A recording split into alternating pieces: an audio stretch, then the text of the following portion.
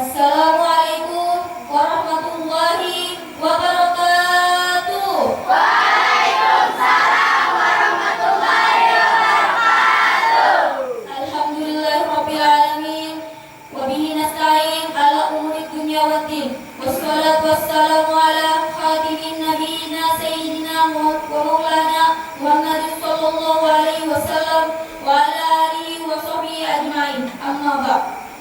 Subhanaka la ilma lana illa ma 'allamtana innaka antal alimul hakim wa tub 'alaina innaka antal tawwabur rahim. Wa la haula wa la quwwata illa billahil 'aliyyil 'azim. Rabbi shrah li sadri wa yassir li amri wahlul 'uqdatam min lisani yafqahu qawli.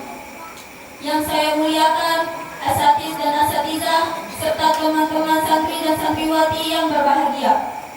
Pertama-tama marilah kita bersyukur kepada Allah Subhanahu wa taala atas segala nikmat yang senantiasa tercurah, terutama nikmat kesehatan dan kesempatan hingga kita bisa berkumpul di sini dalam keadaan bahagia dan penuh kedamaian.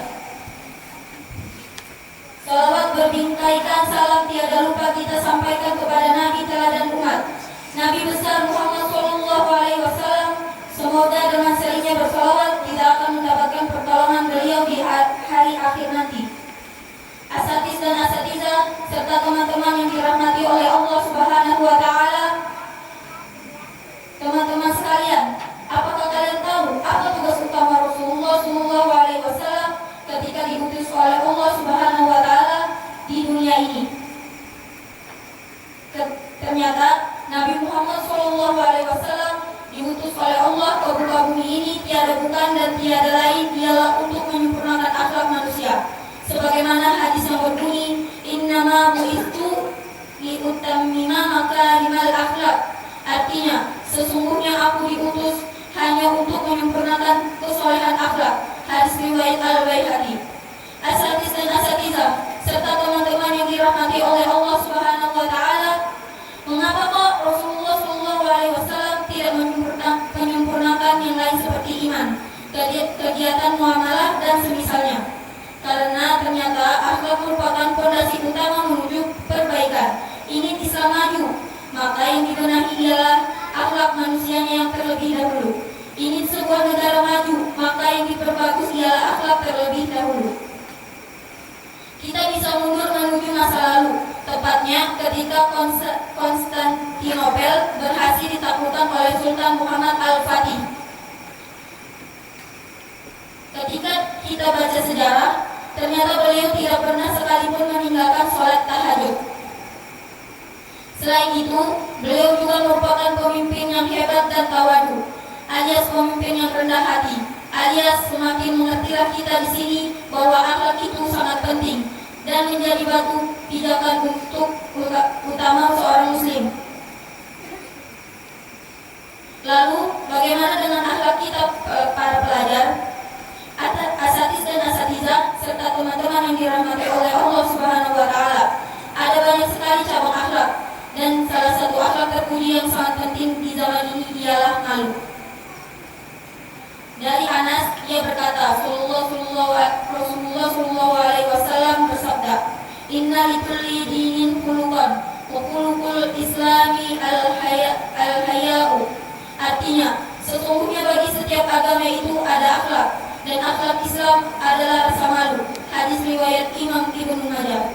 Malu berarti merasa sangat tidak enak hati, seperti hina atau segan melakukan sesuatu karena ada rasa hormat atau takut kepada pihak lain.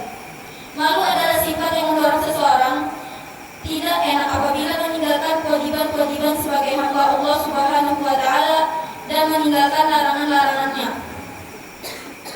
Malu merupakan sifat atau perasaan yang membentengi seseorang dari melakukan yang rendah atau kurang sopan. Ajaran Islam mengajarkan kita supaya memiliki sifat malu karena dapat menyebabkan akhlak seseorang menjadi lebih tinggi. Orang yang tidak memiliki sifat malu, akhlaknya akan rendah dan tidak mampu mengendalikan hawa nafsu. Bagaimana macam-macam dan contoh perilaku malu yang baik dari seorang pelajar? Misalnya, malu kepada diri sendiri.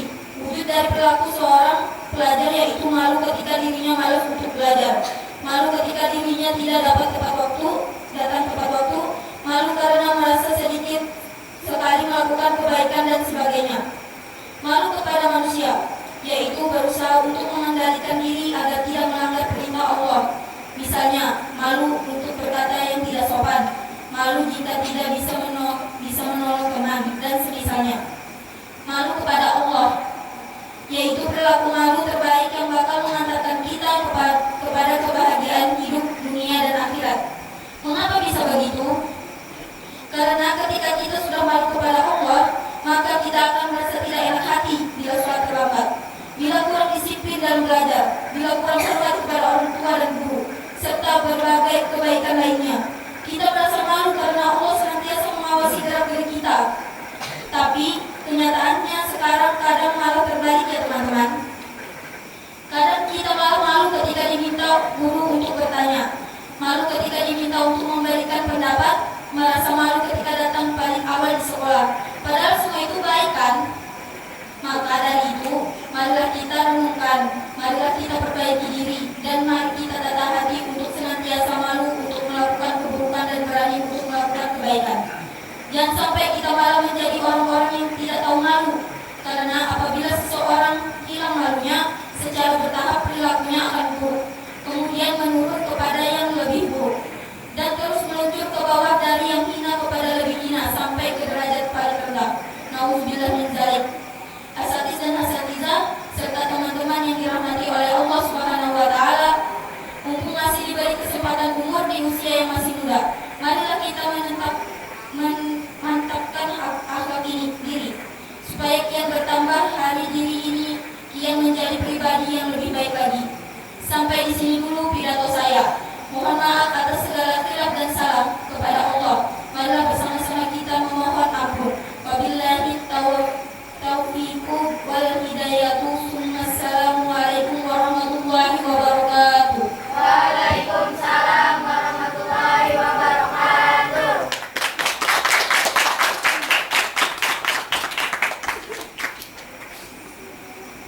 Acara ketiga yaitu